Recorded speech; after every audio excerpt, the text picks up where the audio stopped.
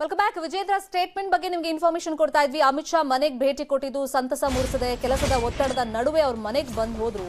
ಅಮಿತ್ ಶಾ ಭೇಟಿ ಬಳಿಕ ವಿಜೇಂದ್ರ ಹೇಳಿಕೆಯನ್ನ ಕೊಟ್ಟಿದ್ದಾರೆ. ಜೊತೆಗೆ ಮುಂದಿನ ಚುನಾವಣೆಯಲ್ಲಿ ಅತಂತ್ರ ವಿಧಾನಸಭೆ ಆಗಬಾರದು, ಸ್ಪಷ್ಟ ಬಹುಮತದೊಂದಿಗೆ ಬಿಜೆಪಿ ಮತ್ತೆ ಅಧಿಕಾರಕ್ಕೆ ಬರಬೇಕು. ಈ ನಿಟ್ಟಿನಲ್ಲಿ ಏನೆಲ್ಲ ಯೋಜನೆಗಳನ್ನ ರೂಪಿಸಬೇಕು, ಯಾವ ತರ ತಂತ್ರಗಳನ್ನ ರಾಜಕೀಯವಾಗಿ ಅನುಸರಿಸಬೇಕು ಅನ್ನೋದರ ಬಗ್ಗೆ ಚರ್ಚೆ ಯಡಿಯೂರಪ್ಪ ಹಾಗೇನೆ ಅಮಿತ್ ಶಾ ನಡುವೆ ಆಗಿದೆ ಅನ್ನೋ ಮಾತನ್ನ ವಿಜೇಂದ್ರ ಮಾಧ್ಯಮಗಳ ಮುಂದೆ ಹೇಳಿದ್ದಾರೆ. ಇನ್ನು ಯಡಿಯೂರಪ್ಪನವರು ರಾಜೀನಾಮೆ ಕೊಟ್ಟ ಮೇಲೆ ಅದು ಅನಿವಾರ್ಯ ಪರಿಸ್ಥಿತಿಯಲ್ಲಿ ಯಾವ ಕಾರಣದಿಂದ ಕೊಟ್ಟಿದ್ದಾರೆ ಅನ್ನೋದು ಎಲ್ರಿಗೂ ಗೊತ್ತಿದ್ರೂ ಕೂಡ ವಿರೋಧಿಗಳು ಅದನ್ನ ಬೇರೆ ರೀತಿಯಲ್ಲಿ ಬಿಂಬಿಸ್ತಾ ಇದ್ರು. ಹಲವಾರು ಮಾತುಗಳು ರಾಜೀನಾಮೆ ನಂತರ ಕೇಳಿ ಬರ್ತಾ ಇತ್ತು. ಎಸ್ಪೆಷಲಿ ಸೈಡ್ಲೈನ್ ಮಾಡ್ತಾ ಇದ್ದಾರೆ ಯಡಿಯೂರಪ್ಪ ಅವರನ್ನ ಅಂತ ಹೇಳಿ ಚರ್ಚೆಗಳು ನಡೀತಾ ಇತ್ತಲ್ಲ, ಅದಕ್ಕೆಲ್ಲ ಫುಲ್ ಸ್ಟಾಪ್ ಬಿದ್ದಿದೆ. ಯಾವತ್ತೂ ಹೈಕಮಾಂಡ್ ಮಟ್ಟದ ನಾಯಕರು ಬಿಜೆಪಿಯ ವರಿಷ್ಠರು ಯಡಿಯೂರಪ್ಪ ಅವರನ್ನ ಸೈಡ್ಲೈನ್ ಮಾಡಿಲ್ಲ. ಸಿಎಂ ಸ್ಥಾನಕ್ಕೆ ರಾಜೀನಾಮೆ ಕೊಟ್ಟಾಗ ಇದ್ದಂತ ಉತ್ಸಾಹ ಅವರಲ್ಲಿ ಈಗಲೂ ಇದೆ. ಇಂದಿಗೂ ರಾಜ್ಯದಲ್ಲಿ ಬಿಜೆಪಿಯನ್ನು ಅಧಿಕಾರಕ್ಕೆ ತರೋದಕ್ಕೆ ಯತ್ನ ನಡೆಯುತ್ತೆ. ಇನ್ನು ಶಿಕಾರಿಪುರದ ಬಗ್ಗೆನೂ ಕೂಡ ವಿಜೇಂದ್ರ ಮಾತಾಡಿದ್ದಾರೆ. ಪೂಜ್ಯ ತಂದೆಯವರು ಮುಖ್ಯಮಂತ್ರಿ ಸ್ಥಾನದಿಂದ ರಾಜೀನಾಮೆ ಕೊಟ್ಟ ನಂತರ ಅನೇಕ ಬಾರಿ ಈ ರೀತಿ ಹೇಳಿಕೆಗಳು ಚರ್ಚೆಗಳು ನಡೀತಾ ಇರ್ತಕ್ಕಂಥದ್ದು ಸಹಜ. ಆದರೆ ಪೂಜ್ಯ ತಂದೆಯವರು ಹಲವಾರು ಬಾರಿ ವಿಚಾರವನ್ನು ಸಾರ್ವಜನಿಕರ ಮುಂದೆ ಹೇಳಿದ್ದಾರೆ, ಯಾವ ಸಂದರ್ಭದಲ್ಲಿ ಅವರು ರಾಜೀನಾಮೆ ಕೊಟ್ಟಿದ್ದಾರೆ ಅಂತಕ್ಕಂಥದ್ದನ್ನು. ಆದರೆ ಯಡಿಯೂರಪ್ಪನವ್ರನ್ನ ಸೈಡ್ಲೈನ್ ಮಾಡಲಾಗಿದೆ, ಯಡಿಯೂರಪ್ಪನವ್ರ ಬಗ್ಗೆ ಹೆಚ್ಚು ಗಮನ ಹರಿಸ್ತಾ ಇಲ್ಲ. ಇವೆಲ್ಲವೂ ಕೂಡ ಸತ್ಯಕ್ಕೆ ದೂರ ಆಗಿರ್ತಕ್ಕಂಥದ್ದು. ಮಾನ್ಯ ಯಡಿಯೂರಪ್ಪನವರು ಪೂಜ್ಯ ತಂದೆಯವರು ಹಿಂದಿನಿಂದಲೂ ಕೂಡ ತಮ್ಮ ಮುಖ್ಯಮಂತ್ರಿ ಸ್ಥಾನಕ್ಕೆ ರಾಜೀನಾಮೆ ಕೊಟ್ಟಾಗ ಏನು ಉತ್ಸಾಹದಲ್ಲಿದ್ದರು, ಇವತ್ತು ಕೂಡ ರಾಜ್ಯದಲ್ಲಿ ಮತ್ತೊಮ್ಮೆ ಭಾರತೀಯ ಜನತಾ ಪಕ್ಷವನ್ನು ಅಧಿಕಾರಕ್ಕೆ ತರಬೇಕು ಅಂತಕ್ಕಂಥ ಅದೇ ಉತ್ಸಾಹದಲ್ಲಿ ಇವತ್ತು ಕೂಡ ಕೆಲಸ ಮಾಡ್ತಾ ಇದ್ದಾರೆ, ಮುಂದೂ ಕೂಡ ಮಾಡ್ತಾರೆ. ಶಿಕಾರಿಪುರ ತಾಲೂಕಿನ ನಮ್ಮ ಪಕ್ಷದೆಲ್ಲ ಕಾರ್ಯಕರ್ತರು ಹಿರಿಯರ ಒಂದು ಅಭಿಪ್ರಾಯದ ಮೇರೆಗೆ ನಾನು ಈಗ ಶಿಕಾರಿಪುರದಲ್ಲಿ ಇವತ್ತು ಎಲ್ಲ ಗ್ರಾಮಗಳೇ ಪ್ರವಾಸವನ್ನು ಭೇಟಿಯನ್ನು ಕೊಟ್ಟಿದ್ದೇನೆ. ಮತ್ತೊಂದು ಬಾರಿ ಈಗ ಪ್ರವಾಸವನ್ನು ಶುರು ಮಾಡ್ತಾ ಇದ್ದೇನೆ ಶಿಕಾರಿಪುರದಲ್ಲಿ. ಆದರೆ ಇದೆಲ್ಲದಕ್ಕಿಂತ ಹೆಚ್ಚಾಗಿ ನಮ್ಮ ಕೇಂದ್ರ ನಾಯಕತ್ವ ತೀರ್ಮಾನ ಮಾಡಬೇಕಾಗಿರ್ತಕ್ಕಂಥದ್ದು. ಎಷ್ಟು ಮಾತ್ರ ಈ ಸಂದರ್ಭದಲ್ಲಿ ಹೇಳಬೇಕು. ಇದೇ ವಿಚಾರವಾಗಿ ಇನ್ ಡೀಟೇಲ್ ಆಗಿ ಇನ್ಫಾರ್ಮೇಶನ್ ಕೊಡೋದಕ್ಕೆ ನೇರ ಸಂಪರ್ಕದಲ್ಲಿ ಜಾಯ್ನ್ ಆಗಿದ್ದಾರೆ ನಮ್ಮ political bureau head Chidanand Patel. Chidanand Patel, ಒಂದ್ಸತಿ ನಮ್ಗೆ ಆ ವಿಜುವಲ್ ಸಿಕ್ತಲ್ಲ, ಯಡಿಯೂರಪ್ಪನವರು ಮಗನ ಕೈಗೆ ಹೂಗುಚ್ಚ ನೀಡಿ ಅಮಿತ್ ಶಾ ಅವರದನ್ನ ಸ್ವೀಕಾರ ಮಾಡಿದ್ದು, ಅದ್ರ ಬಗ್ಗೆ ನಾವು ಸ್ವಲ್ಪ ಹೊತ್ತಿನ ಮುಂಚೆ ಡಿಸ್ಕಷನ್ ಮಾಡಿದ್ವಿ. ಅದಕ್ಕೆ ಪೂರಕ ಅನ್ನೋ ರೀತಿಯಲ್ಲೇ ವಿಜೇಂದ್ರ ಅವರು ಕೂಡ ಮಾಧ್ಯಮಗಳಿಗೆ ಹೇಳಿಕೆಯನ್ನ ಕೊಟ್ಟಿದ್ದಾರೆ. ಇಲ್ಲೊಂದು 2-3 ವಿಷಯದ ಬಗ್ಗೆ ಮತ್ತೆ ನಾವು ಚರ್ಚೆಯನ್ನ ನಡೆಸಲೇಬೇಕಾಗುತ್ತೆ ರಾಜಕೀಯವಾಗಿ. ಒಂದು, ಯಡಿಯೂರಪ್ಪನವರ ರಾಜೀನಾಮೆ ಬಗ್ಗೆ ಮತ್ತೆ ವಿಜೇಂದ್ರ ಪ್ರಸ್ತಾಪ ಮಾಡಿದ್ದು, ಮತ್ತೆ ಇವತ್ತಿನ ಭೇಟಿ ನನಗೆ ಆನೆ ಬಲ ತಂದಿದೆ ಅಂತ ವಿಜೇಂದ್ರ ಅವರು ಮಾತು.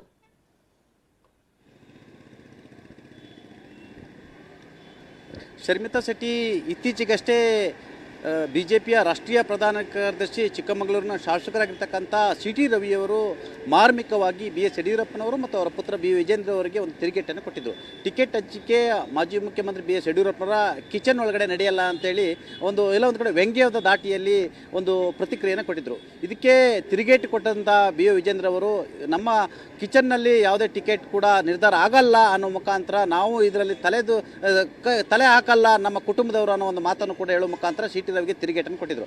ಇದರ ಬೆನ್ನಲ್ಲೇ ವಿ ಸೋಮಣ್ಣನವರು ಮಾಜಿ ಮುಖ್ಯಮಂತ್ರಿ ಬಿ.ಎಸ್. ಯಡಿಯೂರಪ್ಪನವರು ಮತ್ತು ಅವರ ಪುತ್ರ ಬಿ. ವಿಜೇಂದ್ರ ಅವರಿಗೆ ಭಾರತೀಯ ಜನತಾ ಪಕ್ಷದಲ್ಲಿ ಹೆಚ್ಚು ಪ್ರಾಶಸ್ತ್ಯ ಇದೆ, ಹೆಚ್ಚು ಮನ್ನಣೆ ಇದೆ, ನಾನು ಹಳೆ ಮೈಸೂರು ಭಾಗದ ವೀರಶೈವ ಲಿಂಗಾಯತ ನಾಯಕರಿದ್ದರೂ ಕೂಡ ನನ್ನನ್ನು ಕ್ಯಾರೆ ಅಂತಿಲ್ಲ ಅನ್ನೋ ಮುಖಾಂತರ ಪರೋಕ್ಷವಾಗಿ ಸಭೆ ಸಮಾರಂಭಗಳು ಮತ್ತು ಮಾಧ್ಯಮಗಳ ಮುಖಾಂತರ ವಾಗ್ದಾಳಿಗಳನ್ನು ನಡೆಸಿದರು.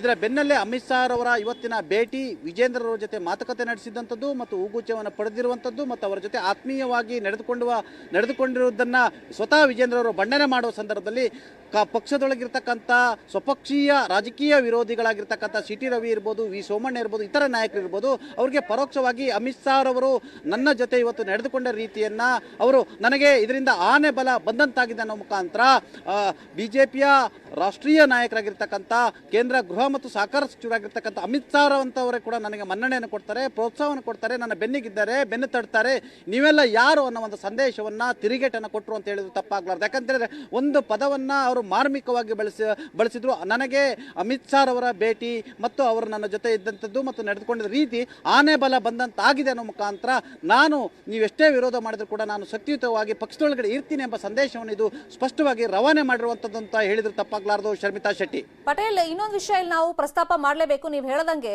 ಸೋಮಣ್ಣ ಇರ್ಬೋದು ಅಥವಾ ಸಿ.ಟಿ. ರವಿ ಇರ್ಬೋದು, ವ್ಯಂಗ್ಯ ಮಾಡಿ ಮಾತಾಡಿ ಸೋಮಣ್ಣ ಅಂತೂ ಒಂದು ಹೆಜ್ಜೆ ಮುಂದೆ ಹೋಗಿ ಅಮಿತ್ ಶಾ ಅವ್ರನ್ನ ಡೆಲ್ಲಿಲಿ ಮೀಟ್ ಮಾಡಿ ದೂರನ್ನ ಏನ್ ಸಲ್ಲಿಕೆ ಮಾಡಿ ಬಂದಿದ್ರಲ್ಲ, ಕಂಪ್ಲೇಂಟ್ ಕೊಟ್ಟು ಬಂದಿದ್ರಲ್ಲ, ಅದಕ್ಕೆಲ್ಲ ಒನ್ ಲೈನಲ್ಲಿ ಉತ್ತರ. ಅಂದ್ರೆ ಯಡಿಯೂರಪ್ಪನವ್ರು ಹೇಳಿದ್ರು, ಸಿ.ಟಿ. ರವಿ ಅವ್ರು ಹೇಳಿ ಸರಿಯಾಗೇ ಇದೆ ಅಂತ ಹೇಳಿದ್ರು, ಕಿಚನ್ ನಲ್ಲ ಡಿಸೈಡ್ ಆಗೋದು ಅಂತ. ಇನ್ನೊಂದ್ ಕಡೆ ಇವತ್ತು ವಿಜೇಂದ್ರ ಮಾತಾಡ್ತಾ ಸೋಮಣ್ಣ ಅವ್ರು ಹಿರಿಯರಿದ್ದಾರೆ, ಅವ್ರ ಅಭಿಪ್ರಾಯ ಅವ್ರು ತಿಳಿಸಿದ್ದಾರೆ ಅಂತ. ಅಂದ್ರೆ ಇದನ್ನ ಸಹಜವಾಗೇ ತಗೊಂಡ್ರೂ ಕೂಡ ಈಗ ಸ್ಪಷ್ಟ ಸಂದೇಶ ವಿರೋಧಿಗಳಿಗೆ ಇವತ್ತಿನ ಭೇಟಿ ಮುಖಾಂತರ ಹೋದಂಗಾಯ್ತಲ್ಲ.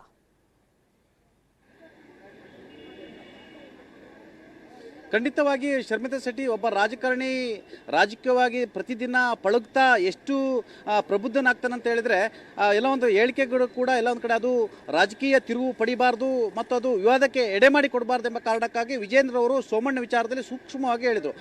ಸೋಮಣ್ಣವರು ಹಿರಿಯರಿದ್ದಾರೆ ಎಂಬ ಪದವನ್ನು ಬಳಸಿದ್ರು. ಜೊತೆಗೆ ಚಾಮರಾಜನಗರ ಜಿಲ್ಲೆ ಉಸ್ತುವಾರಿಯಾಗಿದ್ದಾರೆ, ಹಾಗಾಗಿ ಅವರಿಗೆ ಅಲ್ಲಿ ನೋಡ್ಕೊಳ್ತಕ್ಕಂಥ ಉಸ್ತುವಾರಿ ಮತ್ತು ಜವಾಬ್ದಾರಿಯನ್ನು ಸರ್ವೇ ಸಾಮಾನ್ಯವಾಗಿ ಕೇಂದ್ರದ ನಾಯಕರು ಕೊಟ್ಟಿರ್ತಾರೆ. ಅವರು ಅದರಲ್ಲಿ ಅರ್ಹರು ಇದ್ದಾರೆ ಅನ್ನೋ ಮುಖಾಂತರ ಏನು ಸೋಮಣ್ಣ ವಿಜೇಂದ್ರ ವಿರುದ್ಧವಾಗಿ ಏನು ಹರಿಯಾಯ್ತಿದ್ರು ಅದಕ್ಕೆ ಪರೋಕ್ಷವಾಗಿ ನೀವು ಏನೇ ಹರಿಯಾಯ್ದ್ರು ಕೂಡ ನಾನು ಎಲ್ಲೊಂದು ಕಡೆ ರಾಜಕೀಯವಾಗಿ ನಾನು ಪ್ರಬುದ್ಧನಾಗಿದ್ದೀನಿ ಅನ್ನೋ ಮುಖಾಂತರ ಮತ್ತು ವಿವಾದನ ಮುಂದುವರಿಸಬಾರ್ದೆಂಬ ಕಾರಣಕ್ಕಾಗಿ ಸೋಮಣ್ಣನವರಿಗೆ ಏನು ಹೈಕಮಾಂಡ್ ಮನ್ನಣೆ ಕೊಟ್ಟಿರೋದು ಸರಿ ಅನ್ನೋ ಮುಖಾಂತರ ಎಲ್ಲ ಒಂದು ಕಡೆ ನಯವಾಗಿ ರಾಜಕಾರಣವನ್ನು ಪ್ರಸ್ತಾಪ ಮಾಡಿದ್ರು ಅಂತ ಹೇಳ್ಬೋದು. Sharmita, fine, please be online. Chidanand Patel, ಇನ್ನು BSY ನಿವಾಸದಲ್ಲಿ ಅಮಿತ್ ಶಾ ಬ್ರೇಕ್ಫಾಸ್ಟ್ ಆಯ್ತಲ್ಲ, ಆ ಸಂದರ್ಭದಲ್ಲಿ ಏನಾಯ್ತು ಒಂದಿಷ್ಟು ಮಾಹಿತಿ ನ್ಯೂಸ್ 18ಗೆ ಲಭ್ಯವಾಗಿದೆ. ಅಮಿತ್ ಶಾಗೆ ಖುದ್ದಾಗಿ ತಿಂಡಿಯನ್ನ ಬಡಿಸಿದ್ದಾರೆ ವಿಜೇಂದ್ರ ಅವರು. ಉಪ್ಪಿಟ್ಟು, ದೋಸೆ ಹಾಗೇನೆ ಪೊಂಗಲ್, ರಸ್ಮಲಾಯನ್ನ ಸವದಿದ್ದಾರೆ ಅಮಿತ್ ಶಾ ಅವರು. ಉಪಹಾರದ ನೆಪದಲ್ಲಿ ರಾಜಕೀಯವಾಗಿ ಒಂದಿಷ್ಟು ಚರ್ಚೆಗಳು ಅಫ್ಕೋರ್ಸ್ ಅಲ್ಲಿ ನಡೆದಿದೆ. ಪಕ್ಷವನ್ನ ಮತ್ತೆ ಅಧಿಕಾರಕ್ಕೆ ತರುವಂತ ನಿಟ್ಟಿನಲ್ಲಿ ಪಕ್ಷ ಸಂಘಟನೆಯನ್ನ ಯಾವ ತರ ಮಾಡಬೇಕು, ಯಡಿಯೂರಪ್ಪನವರಿಗೆ ಒಂದಿಷ್ಟು ಜವಾಬ್ದಾರಿಯನ್ನ ಅಲ್ಲಿ ಕೊಟ್ಟಿರ್ತಾರೆ. ಹಂತ ಹಂತವಾಗಿ ಆ ಮಾಹಿತಿ ನಮಗೆ ಲಭ್ಯವಾಗ್ತಾ ಇದ್ದಂತೆ ನಿಮ್ಮ ಮುಂದೆ ಅದನ್ನ ನಾವು ಇಡ್ತಾ ಹೋಗ್ತೀವಿ.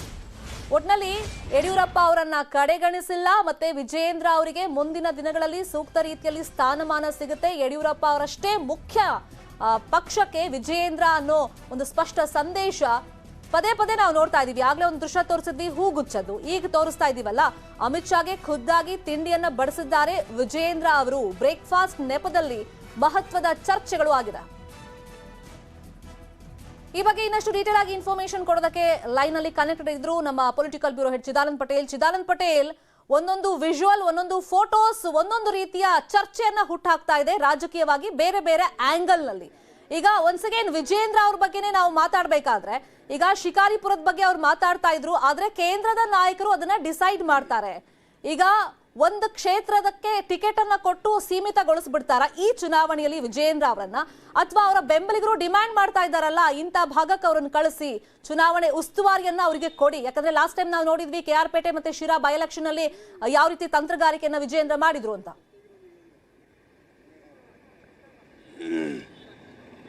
ಶರ್ಮಿತಾ ಶೆಟ್ಟಿ ಒಂದು ಮಾತನ್ನ ವಿಜೇಂದ್ರ ಅವರು ಹೇಳಿದರು, ಇನ್ನೂ ಕೂಡ ಅವರು ಶಿಕಾರಿಪುರ ಕ್ಷೇತ್ರವೇ ನನ್ನ ಮೂಲ ಕ್ಷೇತ್ರ, ನಾನು ಅಲ್ಲೇ ಸ್ಟಿಕನ್ ಆಗಿದ್ದೀನಿ ಅನ್ನೋ ಕಾರಣಕ್ಕಾಗಿ ಒಂದು ಬಾರಿ ಈಗಾಗಲೇ ಶಿಕಾರಿಪುರ ಇಡೀ ಕ್ಷೇತ್ರವನ್ನು ನಾನು ಸುತ್ತಾಡಿದ್ದೇನೆ, ಪ್ರಚಾರ ಮಾಡಿದ್ದೀನಿ, ಎರಡನೇ ಹಂತದ ಪ್ರಚಾರಕ್ಕೆ ಸನ್ನದ್ಧನಾಗಿದ್ದೀನಿ ಎಂಬ ಮಾತನ್ನು ಕೂಡ ಹೇಳಿದರು.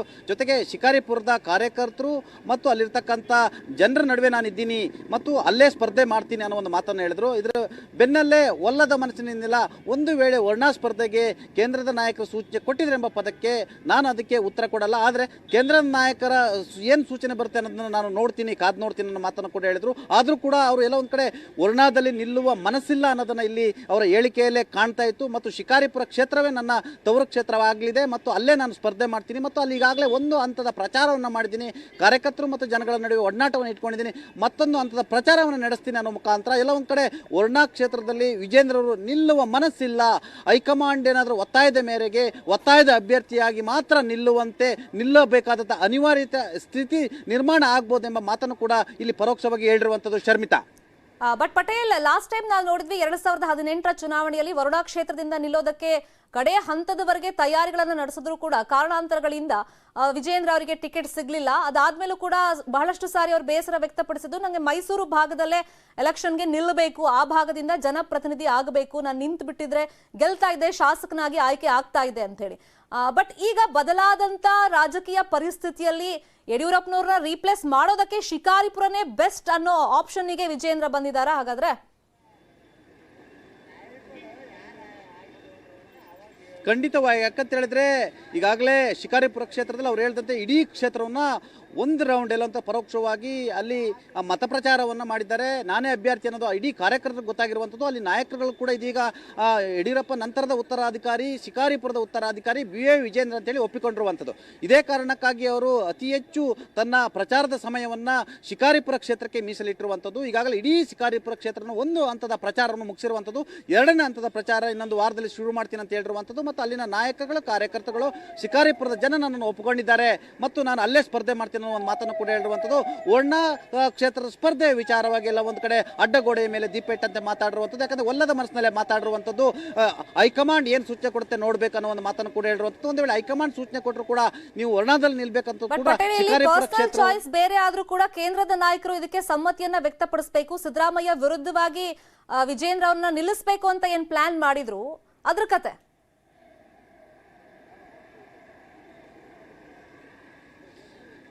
ಶರ್ಮಿತಾ ಶೆಟ್ಟಿ ಮಾಜಿ ಮುಖ್ಯಮಂತ್ರಿ BS ಯಡಿಯೂರಪ್ಪ ಮತ್ತು ವಿಜೇಂದ್ರ ಅವರ ನಿಜವಾದ ವಿಷನ್ ಇರ್ತಕ್ಕಂಥದ್ದು, ಒಳಗಿರ್ತಕ್ಕಂಥದ್ದು 2028ರ ವಿಧಾನಸಭೆ ಚುನಾವಣೆ. ಯಾಕಂತೇಳಿದ್ರೆ 2028ರ ವಿಧಾನಸಭೆ ಚುನಾವಣೆ ಅಷ್ಟರೊಳಗಡೆ ರಾಜ್ಯ BJPಯಲ್ಲಿ BA ವಿಜೇಂದ್ರ BS ಯಡಿಯೂರಪ್ಪರ ನಂತರದ ಉತ್ತರಾಧಿಕಾರಿಯಾಗಿರ್ತಾರೆ ಮತ್ತು ರಾಜ್ಯ BJPಯ ಪ್ರಬುದ್ಧ ನಾಯಕರಾಗಿರ್ತಾರೆ, ಮತ್ತಷ್ಟು ಪಳಗಿರ್ತಾರೆ ಮತ್ತು ರಾಜ್ಯ BJP ಕೂಡ ಆ ಸಂದರ್ಭದಲ್ಲಿ ಅನಿವಾರ್ಯ ಆಗುವಂಥ ಸ್ಥಿತಿ ನಿರ್ಮಾಣ ಆಗುತ್ತೆ. ಅಂಥ ಸಂದರ್ಭದಲ್ಲಿ ರಾಜ್ಯ BJP ಅಧ್ಯಕ್ಷರಾಗಿಯೋ ಅಥವಾ ಮತ್ತೆ ಪ್ರಮುಖ ನಾಯಕರಾಗಿ ಇಡೀ ಚುನಾವಣೆ ಉಸ್ತುವಾರಿಯನ್ನು ತೆಗೆದುಕೊಳ್ಳುವಂಥದ್ದು, ಅಧಿಕಾರಕ್ಕೆ ಬರುವ ಪ್ರಯತ್ನವನ್ನು ಮಾಡುವಂಥದ್ದು, ಒಂದು ವೇಳೆ ಅವಕಾಶ ಇದ್ದರೆ ಮುಖ್ಯಮಂತ್ರಿ ಆಗುವಂಥ ಏನು ದೃಷ್ಟಿಯನ್ನು ಇಟ್ಟಿರುವಂಥದ್ದು. ಮತ್ತೊಂದು ಕಡೆ ವರ್ಣಾದಲ್ಲಿ ವಿಜೇಂದ್ರರು ಸ್ಪರ್ಧೆ ಮಾಡೋದ್ರಿಂದ ಎಲ್ಲ ಒಂದು ಕಡೆ ವಿಪಕ್ಷ ನಾಯಕ ಸಿದ್ದರಾಮಯ್ಯನವರು ಕುರುಬ ಸಮುದಾಯದ ಪ್ರಶ್ನಾತೀತ ನಾಯಕ, OBC ನಾಯಕ ಕೂಡ ಹೌದು.